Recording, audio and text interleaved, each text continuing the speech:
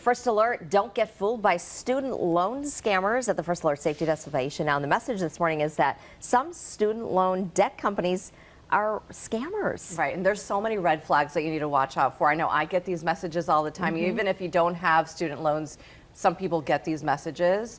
And so it could be hard to tell the difference between a legitimate company that's trying to help and these scammers. Yeah, they really try to trick you. And you're hearing that the Federal Trade Commission actually stopped one of these debt relief companies. Yeah, so the FTC this morning, they want you to know that they stopped a company. It's called Prosperity Benefit Services from scamming even more people. Basically, they sent out these mailers about completing student loan forgiveness, and they put a series of different steps that you need to do, but the FTC does want you to know it is fake if you get one of those. So some tips this morning, and those red flags, the FTC says some student loan debt relief companies will lie and say they're affiliated with the Department of Education when they're not.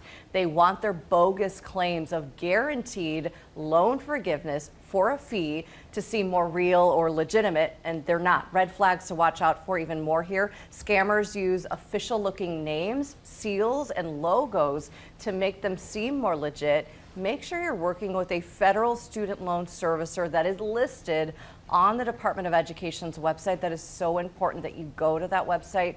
Also, scammers charge an upfront fee. It's illegal for companies to charge you before they help reduce or even get rid of your student loan debt. Scammers say they need your federal student aid ID login information. Never give that information out. If a scammer gets your FSA ID, they could cut you off from your student loan servicer or even steal your identity. Emerson. You should